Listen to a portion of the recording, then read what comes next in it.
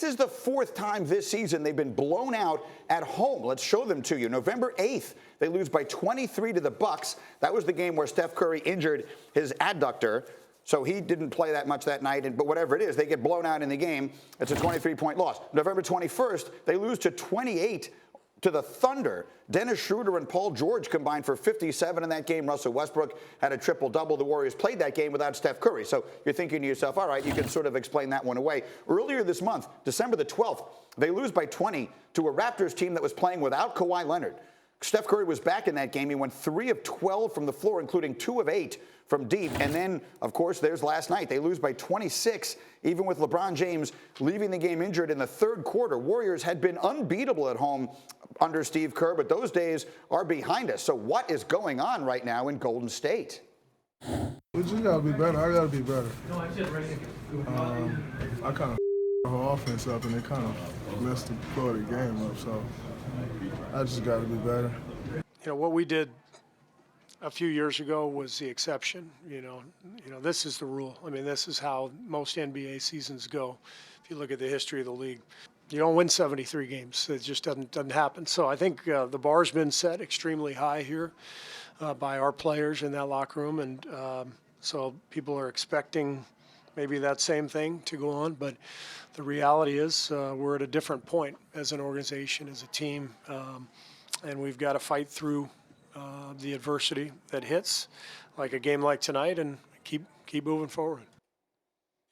Obviously they do, and this not good. The Warriors, again, 4 20-point home losses this season. They had only 2 of those previously under Steve Kerr. So during this era, they've never looked quite this bad. Let's go big picture and little, starting with little picture, Damon. What went wrong last night? What did you see from them last night that concerned you? Well, what's been going on in their past games at home, they're not playing any defense. And if you do not defend, and the way that they're shooting the basketball is atrocious right now, if you can't get stops, you're not in games. So they have to do a better job of moving the basketball, getting a lot of more people involved, getting better shots for Klay Thompson, and they have to guard somebody. If they don't guard anybody, they could be beat at home or on the road. Jay Will, who concerns you most as you watch them right now?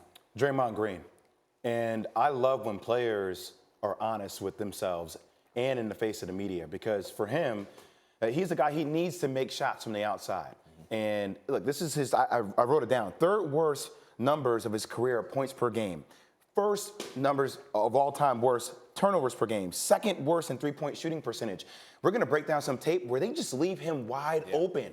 And by the way, Damian Jones, Jordan Bell, none of these guys, Kevon Looney, they're not setting screens. Like Zaza Pachulia and these guys, last year, JaVale McGee, they would actually hit people on screens to get Klay open.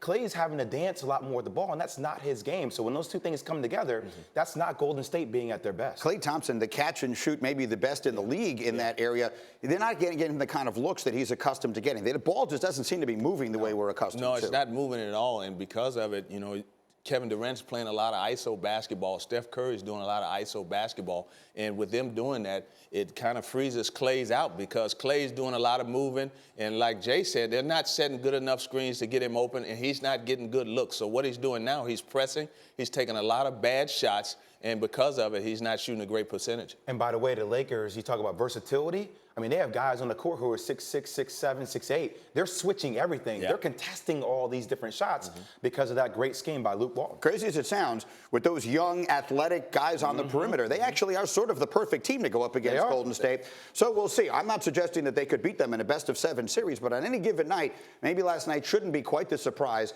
that it felt like.